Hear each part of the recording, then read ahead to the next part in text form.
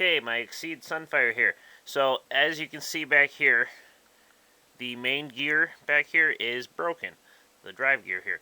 So I'm going to go ahead and show you how to change that. Okay, first step, you're going to go ahead and remove this plate up here, and you're just going to have to go through. You got 4 screws here, 1 here, and then 4 back here. Now this one, and this one, they go into metal, so they have thread locker on the screws. So these 3 are going to be particularly hard to get out. So make sure you use the right size screwdriver so you don't strip the bolts. And so we'll go ahead, take these bolts out. There's 9 of them. And then again, you got this one here, and this is just for your antenna. But after you take those 9 out, you can go ahead and pop this metal plate off. You can go ahead and take it off completely if you want to go ahead and unhook your ESC. But I'm just going to kind of flap mine off to the side. Okay, so next you got to pop out your drive shaft here. So the easiest way I found to do this is on the bottom side here. Go ahead and loosen up these 3 screws right here. And you're going to have to take them out later anyways, but just for now, loosen them up. And once you do that, I find that if you get your drive shaft position just right, like that, and you just ever so slightly pull back on the bottom shaft, or on the bottom wing there, while lifting that out, and it pops right off. Okay, and then with your drive shaft out, go ahead, take an Allen wrench there, and just unscrew that. And when you unscrew that, it'll slide right off the front there. Then go ahead, take screwdriver, finish unscrewing those 3 screws on the bottom that you started to take out earlier. And when you do that, this will pop off. And just slide it back a little bit. And comes right off there, you see.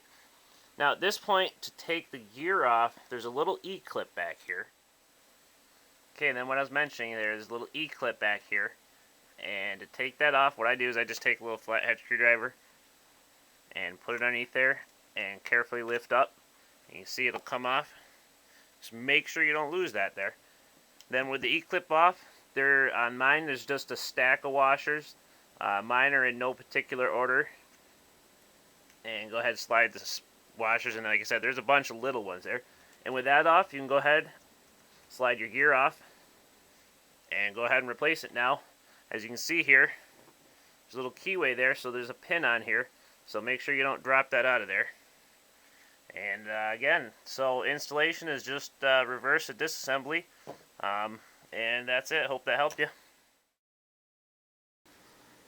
Okay, the stock battery and charger here, you can see they use this type of connector. Now, I mentioned earlier that I'm going to change the connectors over to Dean's connectors. Now, I'm only going to change the connector on the battery. I'm not changing the connector on the charger because I have a better charger that I use. This charger can charge this battery in about an hour. This charger takes about 2 hours. You can actually program this to charge this quicker, but you kind of don't really want to do that. So anyways, this charger though doesn't come with this type of connector for it. The most basic connector they use are Dean's connectors, and pretty much almost all LiPos use Dean's connectors anyways. So I'm going to go ahead and change my battery connector to a Dean's connector. And as I mentioned before, once I do the brushless upgrade, I am going to switch to using 11.1 volt lithium polymer batteries, and this will give me a little bit more power and stuff like that. So I'm going to go ahead and show you what I'm going to be doing to solder on my new connector.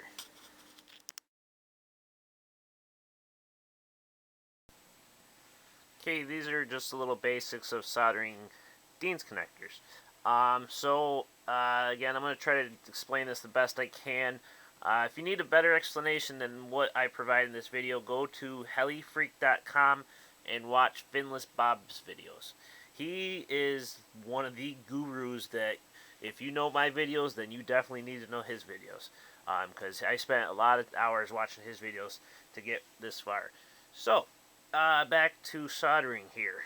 Again, so you can see I've got a Dean's connector, got some heat shrink tubing, a pair of needles with a rubber band wrapped around the end, and that makes it easier to hold the wires or the Dean's connector.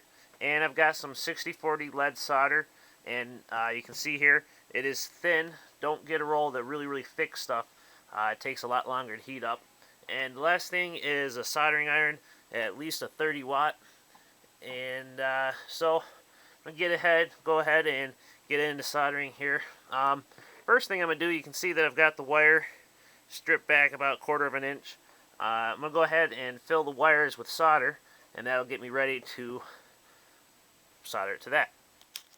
Okay, so now what I'm going to do is I'm going to heat up the very tip of the wire, and once the wire gets hot, I'm going to feed the solder into the back of it.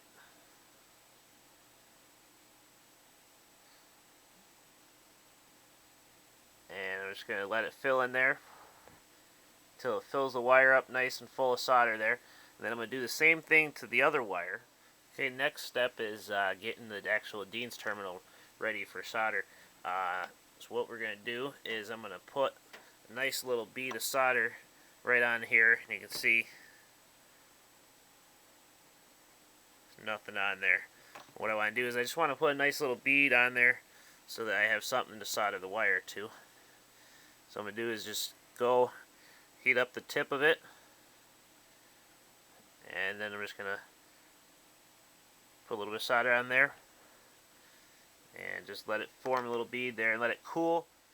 So now what I'm going to do is, again, on the back side of the terminal it tells you which side is positive and which is negative.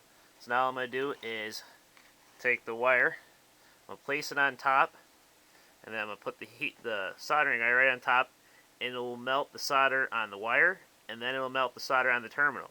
And when it melts the solder on the terminal, take the soldering iron off, hold it till it's cool. Don't move it until it's cool, otherwise you'll mess it up.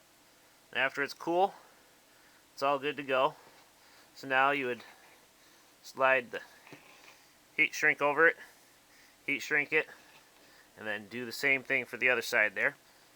Now, if you were soldering this, say a new connector on a battery, what you would do is you would actually cut the one wire off, you would fill it full of solder, and then solder it to the Dean's terminal, and then heat shrink the tubing after you solder it on there.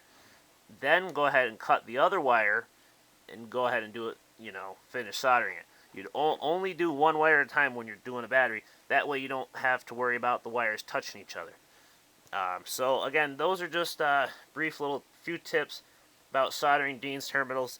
Again, if you need more or better info, go to hellyfreak.com and look for Finless Bob's videos. He's a lot better at explaining this kind of stuff, but again, this is just some basic info. Hope that helped you.